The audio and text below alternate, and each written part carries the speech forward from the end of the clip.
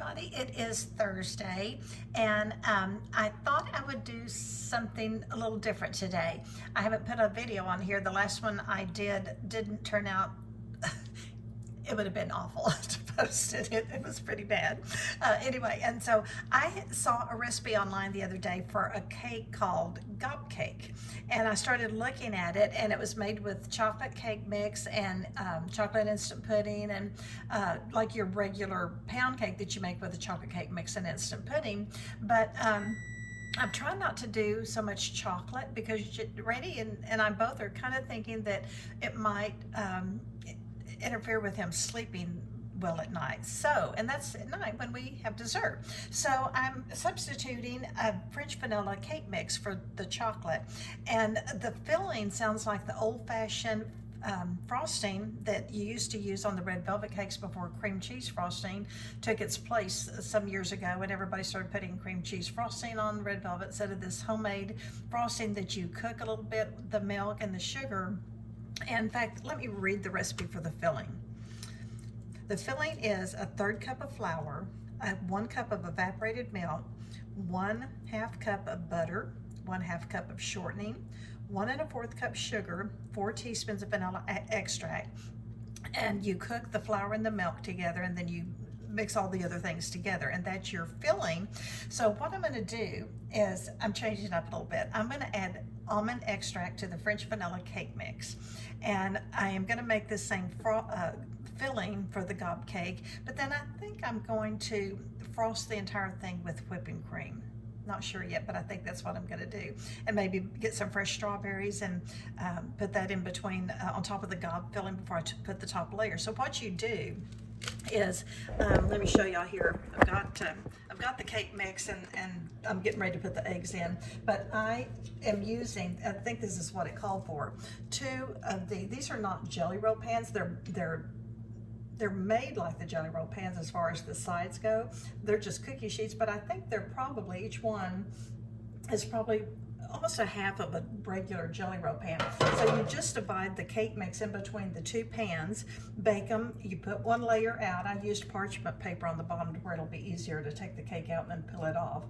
Put your Gob filling, then the other layer on top. Now the original Gob recipe did not call for any frosting. In fact, it just showed the chocolate cake, the Gob filling, and another layer of the chocolate cake on top. But like I said, I'm switching it up a little bit, and I thought to add more flavor, I would do the almond extract in the cake mix, not the Gob filling, but the cake mix. I don't know why it's Gob filling. I haven't read that far. But anyway, I thought I'd go ahead and share this with y'all. I think it's going to be a pretty good cake. So anyway, I'll come back to you after I add the eggs, beat it, and I'm going to go ahead and put then the cake mix, or excuse me, the pans in the oven, cook them at 350 for probably 15 to 17 minutes. And then once they cool, I will spread the Gob filling in between them, and I'll be back. So I thought y'all might like this recipe. It's a little different. Okay, I think it's a great idea. I added green gel coloring to the mix, and I thought, you know what, St. Patrick's Day is the 17th, why don't we make a leprechaun Gob cake? So I just added the almond flavoring, and I put just a couple of the drops of the green food coloring. So the cake will be green, the filling will be white, and then we'll do some green sprinkles on top once I get it frosted. And I just thought the kids will love this. This is really gonna be cute. And I forgot about St. Pat's Day when I was talking about this, so we'll do that this time. I beat the frosting for just a couple of minutes. I mean, excuse me, the filling. I'll get it right in a minute. The cake mix. I haven't made a video in a couple of weeks on practice here. This is gonna be so much fun. And I have to tell y'all that I have a sweet friend. I'm not gonna tell you who it is. It's gonna be a surprise. A lot of you know her, but I have a sweet friend coming over.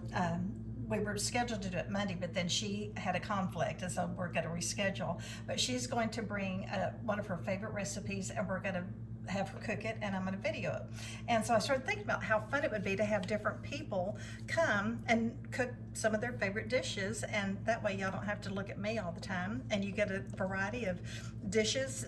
Seems like, I don't know, the older we get, the more we kind of eat the same stuff over and over. And but look how pretty and green this is. I love it. It's kind of a Christmas green, but like I said, it can be used for St. Pat's Day too. So I'm going to pour half of it in one pan and half of it in the other.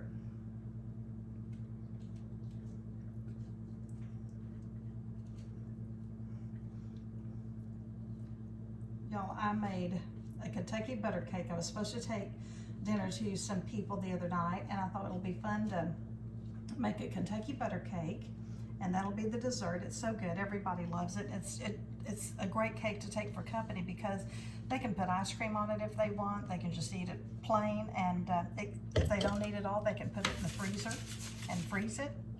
So we're going to just spread this out.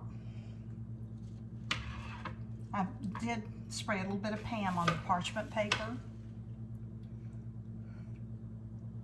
So we'll cook these for just a few minutes. These are so thin, they're not even gonna have to probably cook 15 minutes. They'll probably cook more like 12, something like that.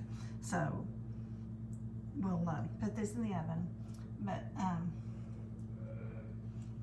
while these are in the oven, I'll share with you my filled cake story. Let me put these in. This is going to be fun to have a green cake for St. Pat's Day. I'm going to put the timer probably on I'm going to put it on about 12 minutes just to see. So anyway, I made this Kentucky butter cake, which calls for 3 cups of flour, 2 cups of sugar, 3 sticks of butter by the time you make the cake, and the syrup. And I ran to the store to get a plate to turn it out on, and came back and was ready to turn it out, and it just fell apart. It just fell out of the pan. It wasn't even like half of it stuck to the pan, but what didn't stick just kind of fell apart. I don't know what happened. I went over and over in my mind, you know, but I had all the ingredients there. I don't know what happened, but it happened. So ended up just making a chocolate chip pound cake, and hopefully they were happy with that. But anyway, so today I'm excited to make another cake, and I'll come back when it comes out of the oven, but I'm gonna go ahead and get all the things ready for the frosting, and I will video cooking the filling so y'all can see what it looks like. It sounds just like the old-fashioned frosting for the red velvet cake. I think that's what it's going to be like. Anyway, I'll come back when I'm making it. Okay, the cake is in the oven, and I'm starting on the filling for this gob cake, and it says to put a 1/3 cup of flour in a saucepan, so that's what I've done, and then add 1 cup of evaporated milk. And you know what I'm going to do?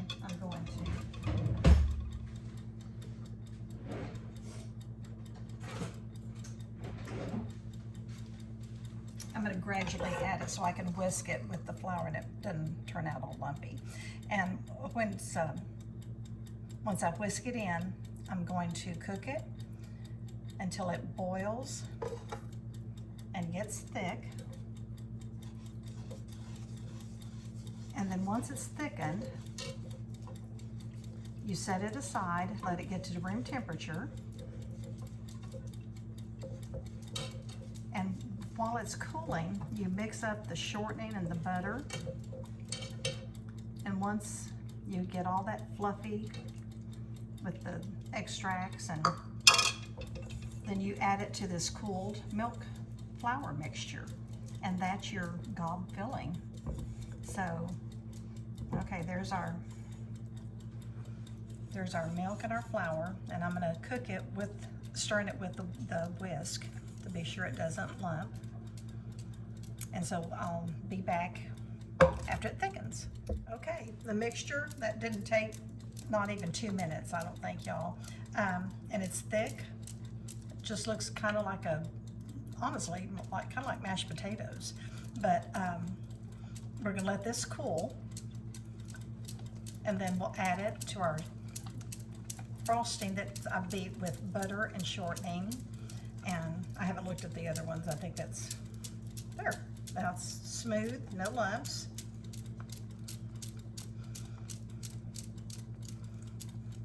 This is crazy Texas weather. It's about 66 today. It's supposed to be a high of 66. And then tomorrow the high is 36 with some snow and possibly some ice. So I thought if we stay in all day tomorrow, this is going to be so much fun to have a big old cake to snack on during the day. And I made beef stroganoff for tonight. So we'll have that over noodles. And okay, this is sitting and getting to room temperature.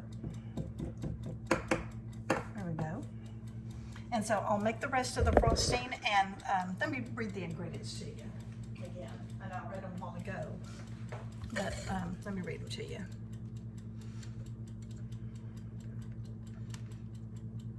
Okay, my timer. Let me check the cake.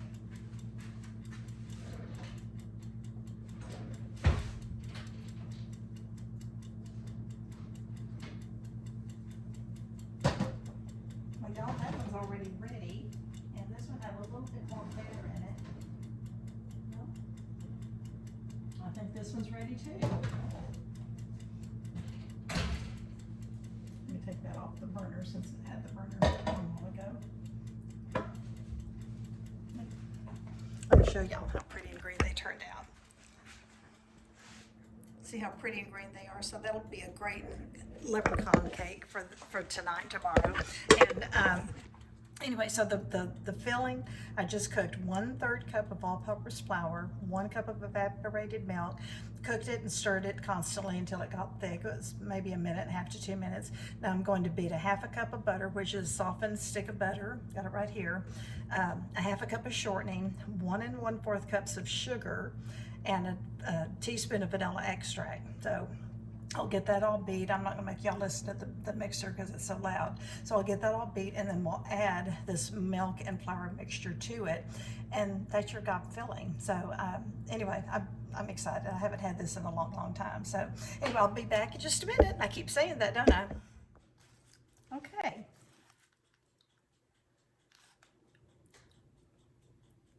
I turned out, that's not a very straight cut, is it? I turned out the cake onto wax paper.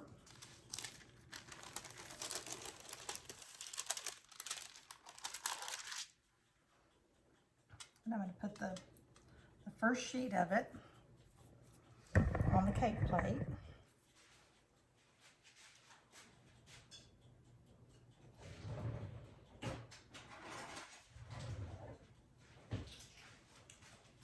And what I've done, I'm not using both of the layers because some of our kids are out of town this weekend.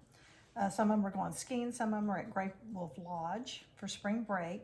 So I thought, my goodness, that's way too much cake for Randy and I, even if we share some of it. So I'm gonna freeze one of these layers, I think. Either that, oh, you know what? It'd be fun to make a 4-layer cake. Maybe I'll do that. Maybe I'll make 4 layers. I beat the frosting for about 10 minutes, and it's so light and fluffy. It's like, once y'all taste this frosting, y'all, you will make it for so many different things. It's just such a, it's so different from regular frosting. It's not so sweet, and it's so light. Like I said, you'll fall in love with it. This frosting has been made, my goodness, years and years ago. Like I said, Miss Haney, a friend of ours that she's not with us anymore, bless her heart. She was precious, and I think I've talked about her before, but she used this cake frosting for when she'd make, I think it was the red velvet. And it's just, I like it so much better than the cream cheese frosting. That's the timer for the frosting, but I didn't do it for 15 minutes. It didn't really need it. So there we go.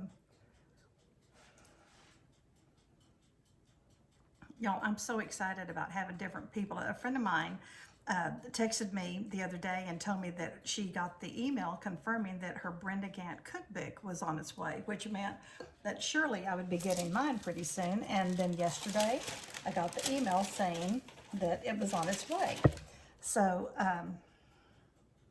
I told her, I said, what we'll have to do is you'll have to come over here, bring your Brenda Gant cookbook, and You know what? I am going to make 4 layers. I just think that'd be so pretty. And we'll cook something out of it and videotape it. She said this will be so much fun. So we're going to do that. I'm just going to start having some different people over. That way y'all get a change and not just look at me. And some of them I know have great ideas for different things. And I just think it'd be fun to do that. So it'd be kind of like a little party. But I'm having some ladies come over.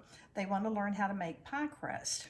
So I told them we were supposed to last Thursday, and one of the ladies got real sick with a very bad sinus infection. So we canceled until she can be with us, and we're going to make some pie crust. So I thought we'd film that also. And even though I think I've made pie crust on the videos before, but I just thought that'd be fun to do. So anyway, this is going to be so good. It's got the almond flavoring in the cake, and then the vanilla and the filling. And like I said, once it's decorated, and I have to tell y'all, I'm sorry, I didn't realize this is how much I know about Mardi Gras. I think that was in February. I don't know. I don't know that much about Mardi Gras, but I think that's over and done with for this year. But next year, if y'all want to do this cake for Mardi Gras, it'd be a really pretty one and decorate it in gold and purple and green. So keep this in mind for next year. Okay, there's the second layer, and I'm going to just repeat the layers so I have 4 layers, and then I'll come back when I'm decorating it. Okay, here is my St. Patrick's Gob Cake. And y'all, I wish you could feel how soft the layers are, and that frosting is just, it's so good. I think you'll be very, very pleased with the frosting. And you can do it, you know, if you want to put mint flavoring in your frosting or in your cake, make it how you want it. But I chose the almond flavoring in the cake mix and just the vanilla and the frosting.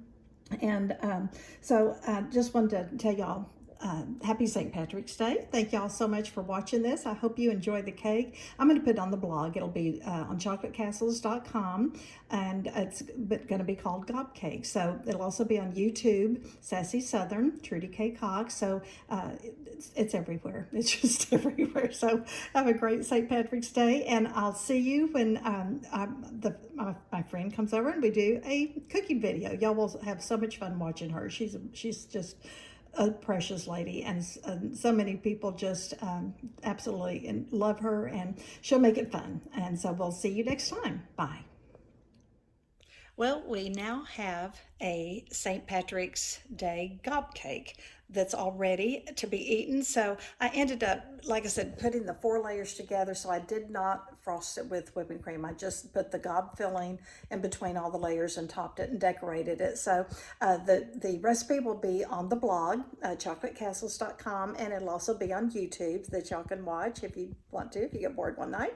And anyway, just wanted to thank y'all for watching these.